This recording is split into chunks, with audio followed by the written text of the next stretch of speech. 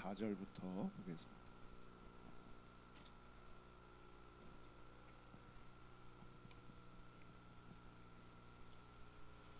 하나님의 말씀 마가복음 9장 14절부터 좀 긴데 오늘은 한 절씩 교독하도록 하겠습니다. 그들이 다른 제자들에게 와서 보니 큰 무리가 그 제자들을 둘러싸고 있고 율법학자들이 그들과 논쟁을 하고 있었다. 온 무리가 곧 예수를 보고서는 몹시 놀라 달려와서 인사하였다. 예수께서 그들에게 물으셨다. 너희는 그들과 무슨 논쟁을 하고 있느냐?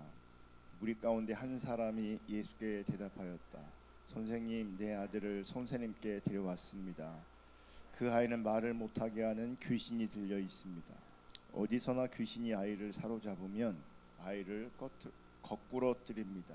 그러면 이 아이는 거품을 흘리며 이를 갈며 몸이 뻣뻣해집니다.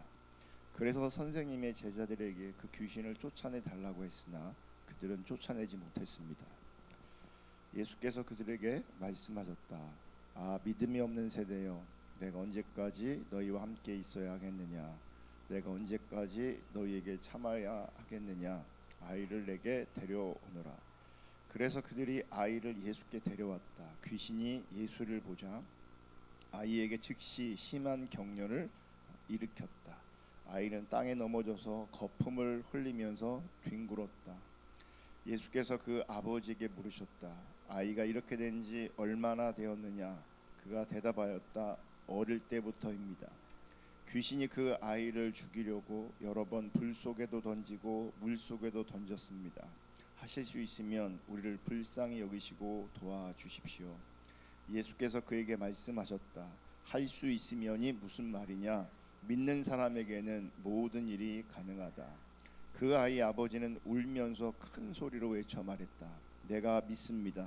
믿음 없는 나를 도와주십시오. 예수께서 무리가 어울려 달려오는 것을 보시고 더러운 악한 귀신을 꾸짖어 말씀하셨다. 벙어리와 기머거리가 되게 하신 귀신아, 내가 너에게 명한다. 그 아이에게서 나가라. 그리고 다시는 그에게 들어가지 말아라. 그러자 귀신은 소리를 지르고서 아이에게 심한 경련을 일으켜놓고 나갔다. 아이는 죽은 것과 같이 되었다. 그래서 사람들은 모두 말하기를 아이가 죽었다 하였다. 그런데 예수께서 아이의 손을 잡아서 일으키시니 아이가 일어섰다. 예수께서 집 안으로 들어가시니 제자들이 따로 그에게 물어보았다. 왜 우리는 귀신을 쫓아내지 못했습니까? 예수께서 그들에게 대답하셨다. 이런 부류는 기도로 쫓아내지 않고는 어떤 수로도 쫓아낼 수 없다. 아멘. 성경을 보면 특별히 사복음서를 보면 예수님은 이제 군중과 제자를 이제 구분하시는 것을 볼 수 있습니다. 군중들은 자신들의 문제에 묶여 있는 사람들입니다. 그래서 예수님께 나오긴 하지만 자신의 문제 해결을 위해서 예수님의 능력과 예수님의 도움을 구하는 사람들이 군중이었습니다. 반면 제자들은 자신들의 문제에 묶여 있는 자들이 아닙니다.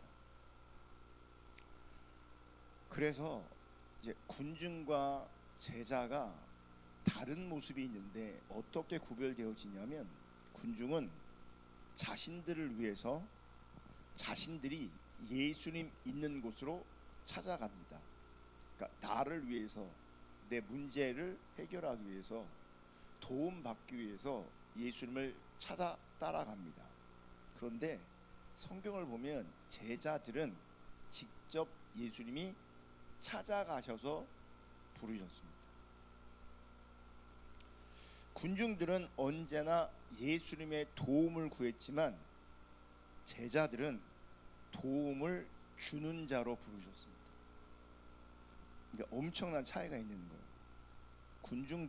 군중들은 예수님께 언제나 항상 도움을 구해요. 근데 제자들은 도움을 주는 자로 부르셨습니다. 그러니까 도움 받기 위해서 예수를 찾고 예수를 따랐는데 제자들은 도움 주는 자로 세우기 위해서 예수님이 찾으셨어요. 그래서 군중은 돌봄이 키워드입니다. 나 돌봐주세요, 나 돌봐주세요, 나 돌봐주세요. 이게 군중의 성격입니다. 근데 제자는 돌봄이 아니라 훈련이 키워드입니다. 왜냐하면 섬기는 자로, 도움을 주는 자로 부르셨기 때문에 제자의 키워드는 훈련입니다.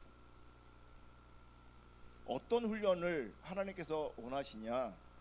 믿음에 대한 훈련을 이제 하시는 겁니다. 믿음에 대한 훈련.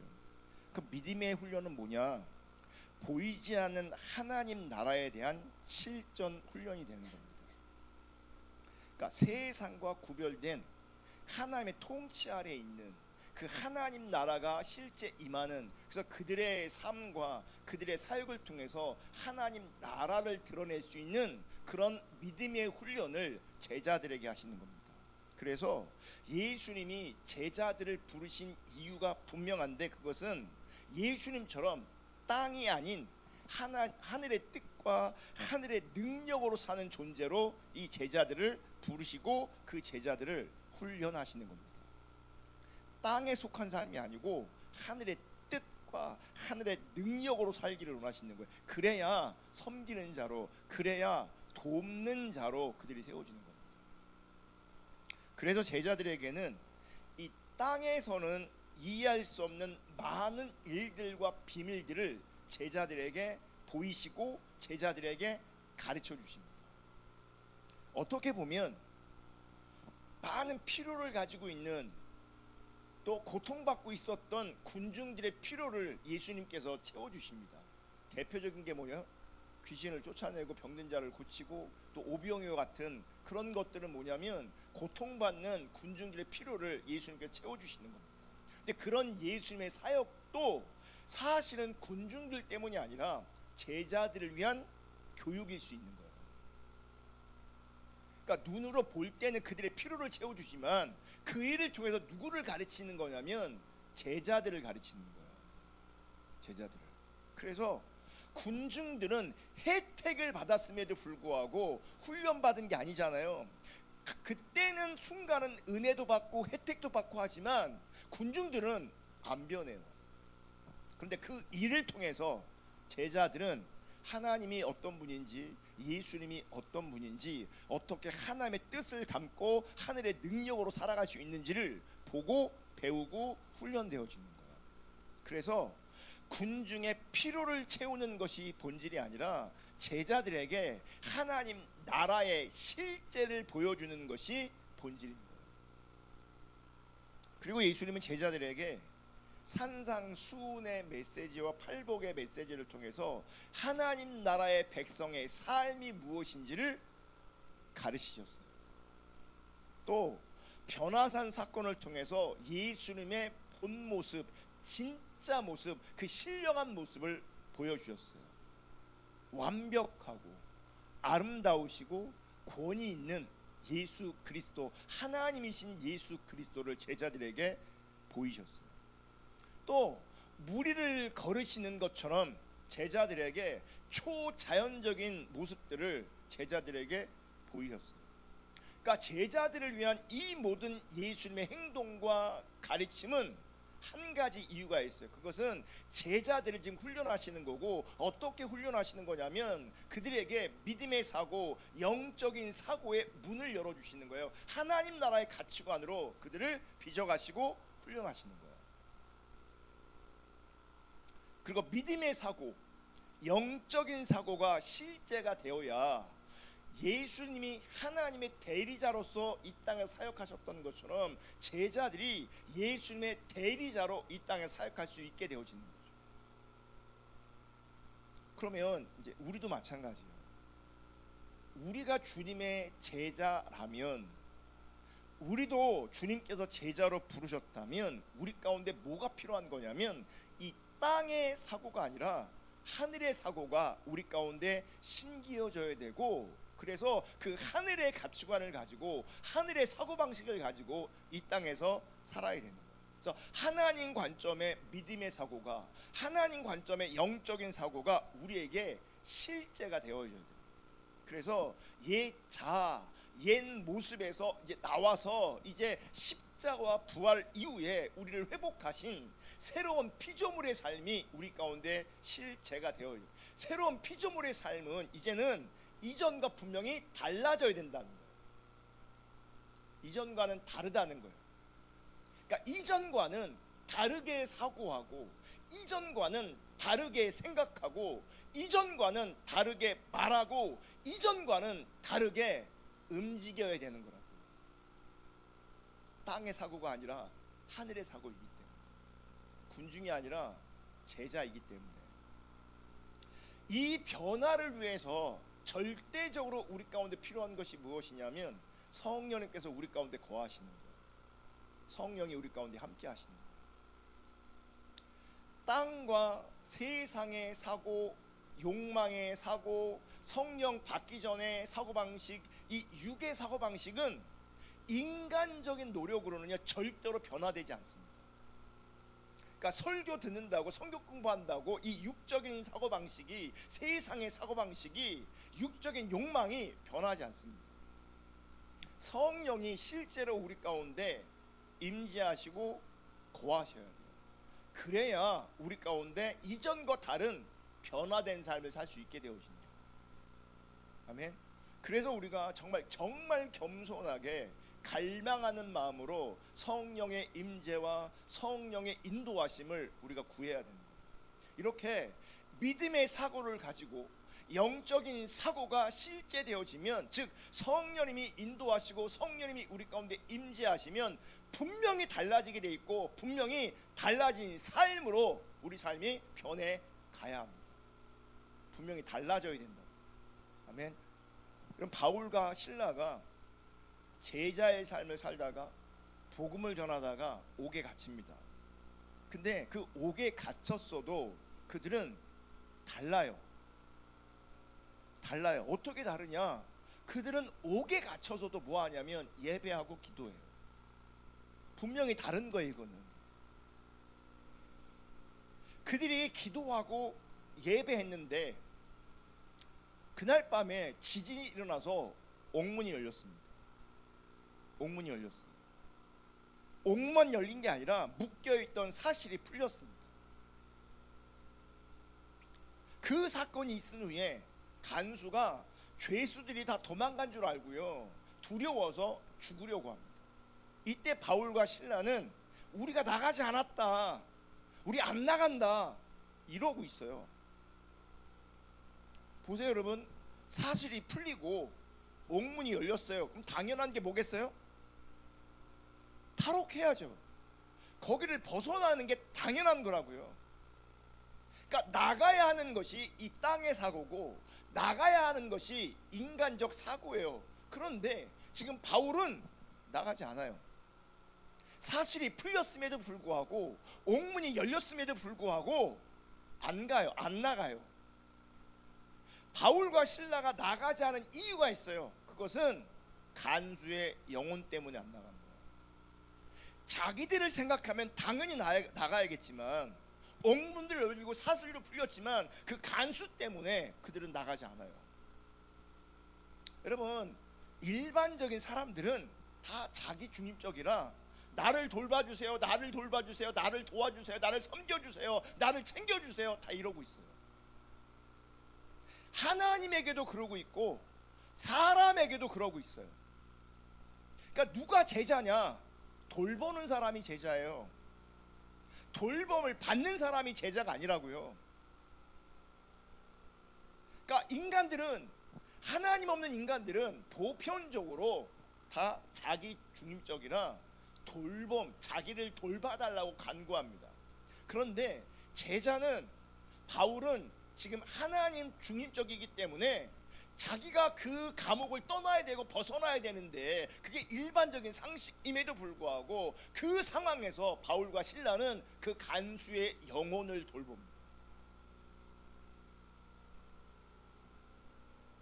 자기 욕망이 강하면, 자, 기적이 일어났단 말이에요. 지금 지진이 나서 옥문이 열리고 사슬이 풀렸어요. 그럼 당연히 탈출했을 겁니다. 자기 중심이 강한 사람들은. 너무나 당연한 거 아니에요? 감옥을 나가서는 어떻게 할 것 같아요? 이제 초자연적인 하나님의 역사로 말미암아 니네 아니 감옥에 열렸어. 초자연적인 역사로 말미암아 니네 아니 이 사슬이 풀렸어. 그 초자연적인 하나님의 역사로 말미암아 내가 감옥에서 나올 수 있게 되었어. 침이 마르도록 이제 자랑하고 돌아다닐 겁니다. 하지만 바울과 실라는 달랐어요. 여러분, 제자는 이렇게 분명히 다릅니다. 성령이 함께하면 분명히 다릅니다. 이런 제자로서의 삶이 가능하기 위해서 우리 가운데 절대적으로 필요한 것이 있는데 그게 뭐냐면 기도입니다. 더 구체적으로 말하면 관계적 기도입니다. 관계적 기도. 그래서 바울과 실라로 대변되어지는 사도행전의 제자들은 세상이 두려워하는 자들이 되었어요. 왜냐하면 세상의 사고방식과 군중의 사고방식과 일반적인 사람들의 사고방식과 전혀 다르기 때문에. 그들의 특징이 뭔지 아세요? 교회가 나면 예배하고 교회가 되면 하나님을 바라보고 있고 그게 하나님의 임재 속에서 하나님의 뜻을 구하고 있어요. 그러니까 관계적 기도 가운데 그들이 나아가고 있단 말이에요. 근데 이 관계적 기도의 본을 보여주신 분이 누구예요? 예수님이에요. 예수님. 틈만 나면 그분은, 그러니까 다른 사람이 볼 때는 뭐하냐 잘 모르면 뭐예요? 그냥 산속에 혼자 있어. 외딴 곳에 그냥 혼자 있어. 쉬는 것 같아. 근데 그분은 쉬는 게 아니에요. 때로는 간절하게, 때로는 치열하게, 때로는 잠잠하게 뭐하고 있어요? 기도하고 있어요. 관계적 기도. 오늘 본문으로 우리가 좀 길게 있는데 마가복음 9장 14절부터 29절을 보면 귀신 들린 소년에 대해서 이제 말하고 있습니다. 지금 예수님은 군중들과 달리 제자들에게 하나님 나라의 능력의 실제를 경험하기 위해서 그들을 현장으로 내보냅니다. 여러분, 제자는 죄자됨은 이론을 배워서 만들어지는 게 아니고요, 현장에서 훈련으로 현장에서 키워지는 겁니다. 그래서 자꾸 뭐예요? 현장에 내보내요. 현장에. 그러니까 여러분의 삶의 자리에서 제자로 빚어져야 돼요. 교회에서 성경 공부만 한다고 제자로 빚어지는 게 아니에요. 우리 가운데 삶의 현장이 훈련장 되어줘야 돼요. 삶의 현장에서 우리가 빚어지지 않으면, 세워지지 않으면 성경이 말하는 하나님께서 원하시는 진짜 제자로 세워지지 않는 거예요. 그러니까 예수님의 제자들을 현장에 보내세요. 그래서 이 현장과 훈련을 통해서 군중과 다른 제자의 정체성을 분명하게 하려고 하는 겁니다. 그러면서 죽은 믿음이 아니라 진짜 믿음으로 그들을 훈련하고 세우는 겁니다. 말만 하는 게 아니라 실제 하나님의 제자로, 진짜 신앙으로, 참된 신앙으로 그들을 빚어가시고 세워가시는 거예요. 그래 나중에 예수님의 대리자로서 사역을 감당할 수 있게 되어지는 거예요. 그런데 문제는 제자들은 현장에서 오늘 실패합니다. 귀신 들린 아들을 데리고 오는데 못 고쳐요. 그러니까 하나님 나라가 실제고 그 안에 성령이 함께 하시면 당연히 뭐 해야 돼요? 고쳐. 예전에도 그런 경험이 있어요. 그들은 귀신을 쫓아냈던 경험이 있다고요. 현장에서 훈련받은 경험이 있고 실제했던 경험이 있어요. 근데 오늘은 지금 안 되는 거예요. 그래서 여러분, 신앙생활 할 때 아주 중요한 게 뭐냐면 경험을 의지하면 안 돼요. 지나간 경험은요, 능력이 하나도 없어요. 중요한 건 지금 하나님의 능력이 나와 함께 해야 되는 거예요. 옛날에 함께 했던 거 하나도 소용없어요. 지금 제자들 옛날에 귀신 쫓아내고 병 고치고 다 했어요. 근데 지금은 안 되는 거예요. 지금. 그러니까 어제 돼도 오늘 안 되고 지금 안 되면 안 되는 거예요. 지금 실패하고 있어요. 지금 제자들이. 그래서 이 아들의 아버지가 예수님께 말합니다. 18절, 마가복음 9장 18절. 어디서나 귀신이 아이를 사로잡으면 아이를 거꾸러뜨립니다. 그러면 아이는 거품을 흘리며 이를 갈며 몸이 뻣뻣해집니다. 그래서 선생님의 제자들에게 그 귀신을 쫓아내 달라고 했으나 그들은 쫓아내지 못했습니다. 내가 선생님의 제자들에게 이 귀신을 좀 쫓아내 달라고 했는데 그들은 쫓아내지 못했습니다. 그러자 예수님은 제자들에게 강력하게 이렇게 얘기합니다. 마가복음 9장 19절. 예수께서 그들에게 말씀하셨다. 아, 믿음이 없는 세대요, 내가 언제까지 너희와 함께 있어야 하겠느냐, 내가 언제까지 너희에게 참아야 하겠느냐, 아이를 내게 데려오라. 여러분, 이 말의 뉘앙스를 보세요. 이 믿음 없는 세대요, 내가 언제까지 너희들과 함께 있어야 되겠냐, 내가 언제까지 너희를 참아야 되겠느냐. 이거는 혼내는 거예요. 지금 예수님은요, 군중들에게 이런 식으로 말하지 않습니다. 군중들에게는 그냥 그들의 불쌍히 여기셔서 그들을 도와주고 그들의 필요를 채워줍니다. 군중들에게는 이렇게 얘기 안 해요. 이렇게 차갑게, 날카롭게, 강력하게 그들의 상태를 지적하지 않아요. 군중들에게는. 지금 왜 이렇게 하시는 줄 아세요? 제자이기 때문에 그래요. 제자들은 훈련의 대상이기 때문에 그래요. 여러분, 제자는 그냥 세워지는 게 아니에요. 실패하면 제자들은 혼났어요. 니네 믿음 없다고, 내가 언제까지 너희들과 함께 해야 되냐고, 내가 언제까지 너희들을 기다려줘야 되냐고, 내가 언제까지 너희들을 참아야 되냐고 지금 제자들한테 그러고 있다고요. 근데 우리는 이런 얘기 듣기 싫거든요. 한국교회 강단에서 이런 얘기 안 하거든요. 그래 제자가 없어요. 주님은 제자들을 혹독하게 훈련시킵니다. 혹독하게. 지금 제자들이 하나님 앞에서 제대로 훈련되기를 합니다. 근데 말씀해 보면 참 또 우리가 배울 게 뭐냐면, 이런 얘기를 들어도요 제자들은 예수님 떠나지 않습니다. 이런 얘기를 들어도요 제자들은 시험 들지 않습니다. 나중에 보겠지만 우리는 왜 못 쫓아냈어요? 다시 묻습니다. 제가 만약 여러분을 상대로 했을 때 당신은 믿음이 없다고 삐질걸요? 상처받을 거고요. 쉽지 않다고요. 왜 그러냐? 군중의 마음을 가지고 있어서 그런 거예요. 군중은요 시험 들어요. 훈련 받을 때는요 혹독하게 받는 거예요. 지금 예수님께서 쓸데없는 말 하는 게 아니잖아요. 없는 얘기 한 것도 아니잖아요. 필요한 말씀을 하고 당연한 말씀을 해요. 근데 군중들은 그 필요하고 당연한 말씀을 소화를 못 시켜요. 자기중심이 강해서. 제자는 그렇지 않아요. 또 왜 주님께서 저렇게 말씀하시냐? 시간이 별로 없어요. 예수님은 지금 십자가에 못 박혀 죽으시고 하늘로 가셔야 돼요. 그래서 제자들이 하나님 나라가 임하는 그 하늘의 능력을 풀어낼 믿음의 사람으로 그들이 준비되어져야 되는 거죠. 시대가 악하기 때문에, 시대가 어둡기 때문에 여러분들이 이렇게 믿음의 사람으로 참된 제대로 그래 세워져야 되는 거예요. 그래서 제자들을 향한 예수님의 태도는 분명합니다. 그래서 강력하게 뭘 말씀하시냐면 믿음을 지적하시는 거예요. 너희가 지금 믿음이 없다. 참된 믿음이 없다. 진짜 믿음이 없다. 너희 믿음이 온전하지 않다. 22절. 귀신이 그 아이를 죽이려고 여러 번 불 속에도 던지고 물 속에도 던졌습니다. 하실 수 있으면 우리를 불쌍히 여기시고 도와주십시오. 23절.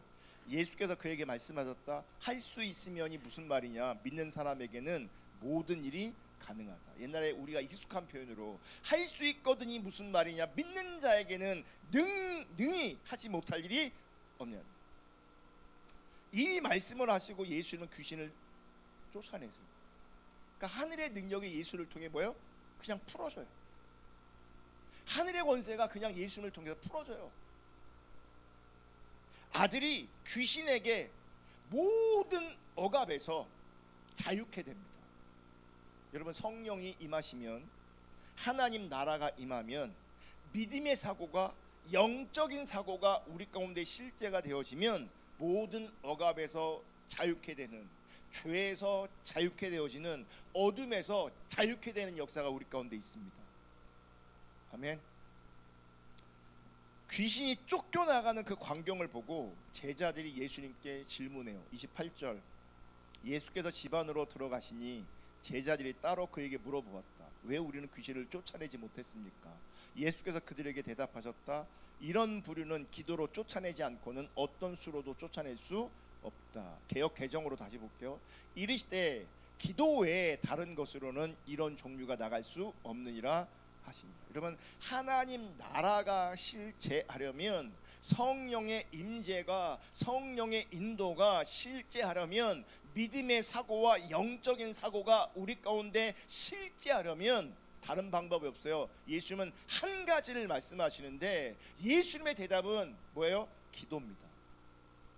기도 말고 답이 없다. 기도 말고는 대안이 없다. 그러니까 이 땅에 불가능한 모든 것을 넘어선 하나님 나라의 능력이 임하는 통로가 뭐냐? 기도라는 거죠. 기도. 여러분, 우리가 살다 보면 내가 못 가지고 내가 못 누리는 것이 있어요. 그러면 우리는 자기 중립적인 자리에서 내가 못 가지고 내가 못 누리는 것을 불가능한 것으로 이해합니다. 근데 그건 불가능이 아니에요. 왜냐하면 내가 못 가지고 있을 뿐이지, 내가 못 누리고 있을 뿐이지, 누군가에게는 그게 실제되고 있다면 그건 불가능이 아닌 거죠. 나에게가 어려운 거지, 내 손에 없는 거지, 내가 못 누리고 있는 거지. 그건 불가능한 게 아니에요. 많은 사람들이, 혹은 어떤 사람들이 가지고 있고 누리고 있단 말이에요. 우린 그게 너무 어려운데 어떤 사람은 그게 너무 쉽다고요. 그게, 그러니까 내가 없다고, 내가 가지고 있지 않다고, 혹은 내가 누리지 못한다고, 혹은 나한테 어렵다고 그걸 불가능한 거라고 인식하면 안 된단 말이죠. 다른 곳에 있다고요. 다른 사람한테 있다고요. 하지만 많은 것을 가지고 누리고 있을지라도 그들이 할 수 없는 진짜 불가능한 일이 있어요. 귀신의 억압이요, 죄의 억압이요, 어둠의 억압이요. 이 귀신의 억압, 죄의 억압, 어둠의 억압에서 자유케 되는 일을 주님께서 말씀하시는데 뭐라고요? 기도라고요. 모든 억압에서 자유케 되는 유일한 방법과 길, 기도라는 거죠. 그래서 정말 중요한 건 뭐냐면, 감옥에 열리는 기적을 경험하는 게 아니라, 세상 것을 가지고 누리는 것이 아니라, 죄에서, 어둠에서 자유케 되어지는 거예요. 아멘. 여러분, 바울과 실라는 감옥에 갇혀 있었어요. 근데 감옥이 열렸는데도 불구하고, 사슬이 풀렸는데도 불구하고 감옥을 나오지 않아요. 무슨 말이냐? 바울과 실라는 몸이 감옥에 갇힌 것은 분명했지만 그들의 영혼은 감옥에 갇히지 않았어요. 그들은 자유했어요. 영적인 사고를 가지고 있고 믿음의 사고를 가지고 있었기 때문에 그들에게 하나님의 임재가 실제였고 성령의 임재가 실제였기 때문에 몸은 가둘 수 있지만 그들의 영혼은 억압 아래 있지 않았어요. 억압 아래 있지 않으니 감옥 속에서도 그들은 기도하고 예배할 수 있었어요. 여러분, 우리는 현실에서 감옥에 갇혀 있지 않아요. 우리의 몸을 아무도 감금하고 있지 않아요. 그러니까 몸은 자유예요. 우리 육신은 지금 자유로워요. 그런데 문제는 우리의 영혼이 갇혀 있어요. 무슨 얘기냐? 죄의 억압 아래, 어둠의 억압 아래 있어요. 그러니까 귀신의 억압 아래 있는 것과 죄의 억압 아래 있는 것, 어둠의 억압 아래 있는 것 비슷한 현상이 나옵니다. 18절, 어디서나 귀신이 아이를 사로잡으면 아이를 거꾸로 때립니다. 그러면 아이는 거품을 흘리며 이를 갈며 몸이 뻣뻣해집니다. 뭐예요? 한 아이가 있는데 그 아이를 귀신이 장악해버려요. 죄가 장악해버려요. 어둠이 장악해버려요. 그러면 내가 주도적으로 내 삶을 살 수가 없어요. 뭐요? 나를 장악되어주고 나를 지배해버린단 말이에요. 나를 가지고 논단 말이에요. 나를 끌고 다닌단 말이에요. 그게 귀신이 그러고 죄가 그러고 어둠이 그런다고요. 그래서 우리가 귀신 아래 있거나 죄 아래 있거나 어둠 아래 있으면 사로잡혀 있는 거죠. 갇혀 있는 거죠. 억압 아래 있게 되어지는 거예요. 자유하지 못하게 되는 거라고요. 생각은 나는 이렇게 살아야지, 이렇게 신앙생활 할지 모르겠지만 내가 원하는 대로, 내가 생각하는 대로, 내가 말하는 대로 안 돼요. 억압 아래 있기 때문에, 갇혀 있기 때문에, 자유롭지 않기 때문에. 22절, 귀신이 그 아이를 죽이려고 여러 번 불 속에 던지고 물 속에도 던졌습니다. 뭐예요? 이리 데리고 가고 저리 데리고 가고, 이렇게 넘어뜨리고 저렇게 넘어뜨리고. 이 아들을 귀신이 사로잡고 있는 것처럼 죄가 우리를 사로잡고 있고 어둠이 우리를 사로잡고 있습니다.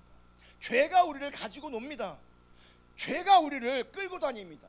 자기 중심성이 우리를 가지고 놀고 자기 중심성이 우리를 끌고 다닙니다. 그 귀신에서 벗어나야 되고 죄에서 벗어나야 합니다. 어둠에서 벗어나야 합니다. 자기 중심성에서 벗어나야 합니다. 방법은 기도밖에 없습니다. 기도하되 군중들처럼 자기 필요를 구하는, 우리가 자주 언급하는 하나님의 손을 구하는 기도를 말하는 게 아니에요. 그래서 성경이 말하는 기도의 성격을 우리가 분명히 알아야 되는데, 그러면 신앙의 핵심은 행위가 아닙니다. 그 행위가 나타나도록 하는 그 행위를 움직이는 본질이 중요한 거죠. 핵심이 중요한 거죠. 그러니까 기도라는 행위가 중요한 게 아니라 우리로 하여금 기도하게 만드는, 엎드리게 만드는 기도가 가지고 있는 그 본질적 의미가 중요한 거고, 그 본질적 의미가 실제되어질 때에 그 기도로 말미암아 귀신에게서, 죄에게서, 어둠에게서, 많은 억압에서 자유케 되는 역사가 있는 거예요. 그럼 기도는 어떤 의미를 가지냐? 시간이 없어서 빨리 제가 얘기하겠습니다. 기도는 하나님과의 대화입니다. 무슨 말이냐? 하나님이 인격적이세요. 그러니까 인격적인 관계에서 뭐예요? 하나님과 소통하는 게, 그게 기도인 거예요. 하나님과 소통하는 게. 그러니까 우리가 사랑하는 것도 다 관계거든요. 근데 관계를 못하는 사람들이 있어요. 어떻게 못하냐? 어떤 사람이 관계를 못하냐? 어떻게 교제해야 되는지, 어떻게 대화해야 되는지를 모르는 사람이 있어요. 그러니까 이건 소통이 아니에요. 그러니까 어떤 사람은 일방적으로 자기 얘기만 해요. 자기 얘기만 해요. 자기 하고 싶은 얘기만 해요. 그건 소통을 못하는 거예요. 그건 소통이 아니에요. 하나님께서 말씀하시는 기도는 마음과 마음이 이어지는 거예요. 우리가 얼굴을 구한다 그러잖아요. 하나님 얼굴을 구한다 그러잖아요. 그 말은 뭐냐면 하나님의 얼굴과 내 얼굴을 지금 마주 본다는 얘기예요. 대면한단 말이에요. 대면, 그러니까 얼굴과 얼굴을 대면하고 마음과 마음이 대면하는 것, 이게 관계예요. 이게 소통이에요. 일방적으로 내가 하고 싶은 얘기만 하는 게 소통이 아니라고요. 근데 우리는 인간적인 관계에서도 일방적인 내 얘기만 해요. 하나님과 관계성에서도 일방적으로 내 얘기만 하고 내 주장만 해요. 그건 기도가 아니에요. 그건 기도가 아니에요. 길게 하고 오래 하고 많이 하고 크게 하고, 이게 본질이 아니라고요. 얼굴과 얼굴을 마주보는 것, 마음과 마음이 마주보는 것, 하나 되는 것, 이게 소통이라고요. 하나님과 그렇게 소통하는 기도를 하고 있을 때 그 사람은 영적인 사고가 열려요. 거기에 성령이 임하세요. 그러므로 그들을 통해서 모든 억압들이 내 안에서, 내 주변에서 풀어지는, 자유케 되는 역사가 있게 되어지는 거예요. 우리는요, 먼저 내 안에서 그런 억압이 끊어져야 돼요. 내 안에 수많은 억압들이 있는데 다른 사람의 억압을 어떻게 끊어요? 어떻게 끊어요? 그래서 이 소통함에 있어서 아주 중요한 게 뭐냐면 우리 마음의 태도예요. 그래서 기도함에 있어서 아주 중요한 게 뭐냐면 마음과 마음이 하나 되는 소통인데, 이 소통하는 관계 가운데서 중요한 게 뭐냐면 마음의 태도라. 그럼 그 마음의 태도는 뭐냐? 절박하게, 겸손하게 구하는 거예요. 진실하게 구하는 거예요. 그러니까 하나님 앞에 겸손해야 돼. 그리고 하나님 앞에 간절해야 돼. 그리고 하나님 앞에 진실해야 돼. 아멘. 제가 예를 한 가지 가지고 왔는데 그게 백부장입니다. 백부장이 하인이 죽어가고 있을 때 그 하인 때문에 예수님을 찾아와요. 이게 놀라운 게 뭐냐면 자기 자식도 아닌데 하인 때문에 예수님께 찾아와요.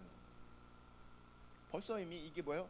제자로서의 자세와 태도를 가지고 있는 거예요.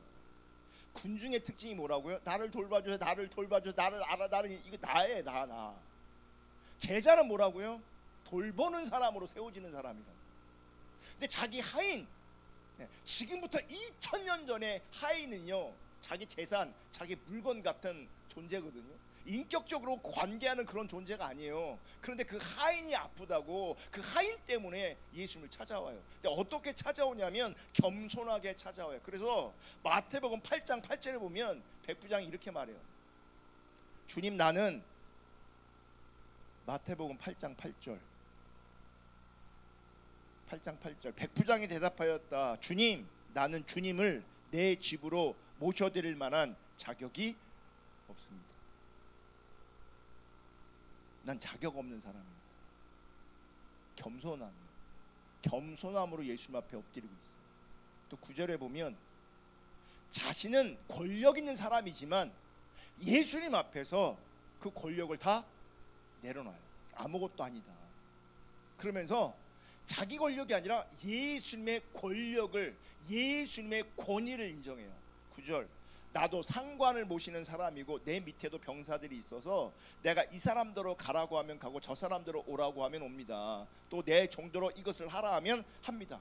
나는 주님 앞에 종이니 오실 필요 없습니다. 그냥 주님이 말씀만 하시면 됩니다. 겸손했어요. 겸손. 그리고 예수님의 권세를, 예수님의 권위를 인정해 드렸어요. 나는 종입니다. 말씀만 해주세요. 그랬더니 어떻게 해야 돼요? 그 사람을 믿음의 사람으로 예수님께서 인정하세요. 그러니까 자신의 부족함을 아는 겸손한 기도, 진실한 기도, 하나 더 말하면 정말 간절한 기도로 엎드릴 때에 그 기도 가운데 소통하게 되고 그 기도 가운데 마음과 마음이 나누어지고 그곳에서 하늘의 능력과 하늘의 권세가 우리를 통해서, 하나님 나라가 우리를 통해서 풀어지는 역사가 있고, 그 하나님 나라가 풀어질 때 자유케 되는, 모든 억압이 끊어지는, 자유케 되어지는, 치유되어지는, 온전케 되어지는 그런 역사가 있게 되어지는 거예요. 꼭 나를 위해가 아니더라도 훈련의 과정이니까요. 여러분 필요한 거 하나님 앞에 구할 수 있기를 축복합니다. 단 겸손하게, 진실하게, 간절하게. 특별히 내 주변에 많은 억압 아래 있는, 그러니까 내 안의 억압과 우리 주변의 억압들을 발견한다면 그거 가지고 정말 주님의 은혜를 구해야 합니다. 그 억압들이 끊어지도록. 귀신에 대한 억압, 죄에 대한 억압, 어둠에 대한 억압, 이거 끊어져야 합니다. 우리가 못 끊는다고. 우리한테 그런 능력과 자원이 없다고. 주님이 하셔야 된다.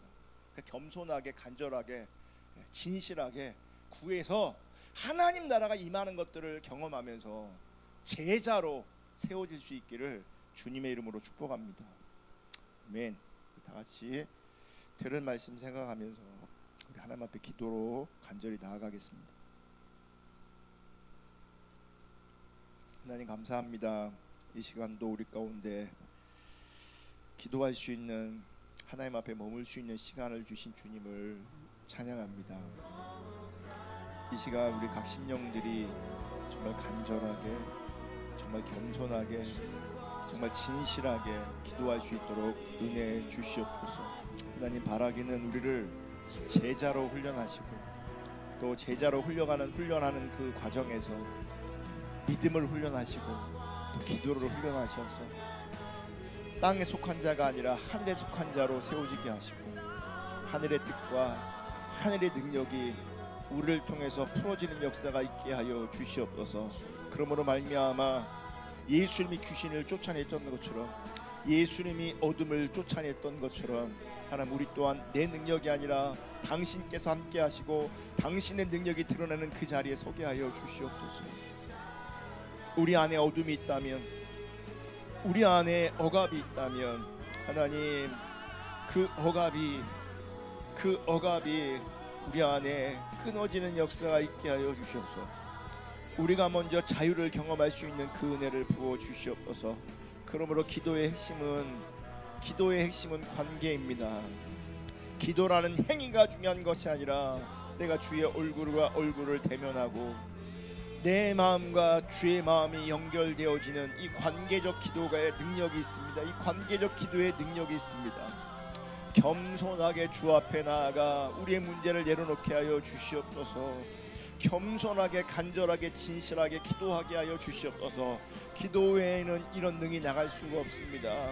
기도 아니면 자유케 되는 일이 없습니다. 기도로 자유케 되는 일이 있게 하시고 기도로 말미암아 모든 억압들이 끊어지는 역사가 있게 하여 주시옵소서. 많은 사람들이 억압 아래 있음으로 말미암아 고통받고 있습니다. 죄의 억압 아래 있습니다.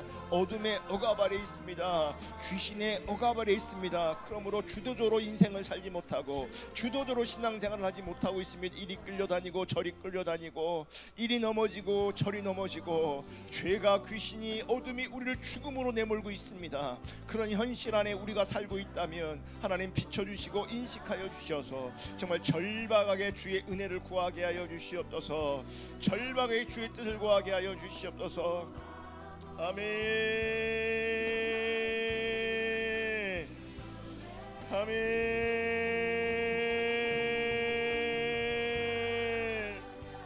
우리가 순간마다 주를 바라보는 기도하는 사람으로 세워주시옵소서.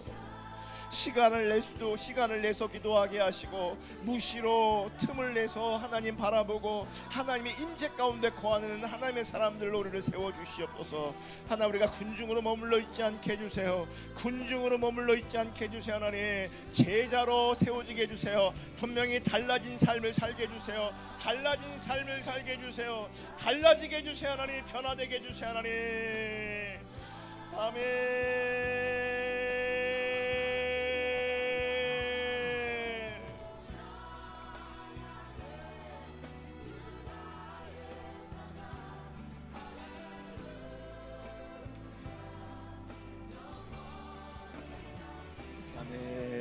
더 임해주세요 하나님. 더 비춰주세요 하나님. 아멘. 기도의 핵심은 관계입니다. 신앙의 핵심은 관계입니다. 주님과의 관계가 훈련되게 해주세요 하나님.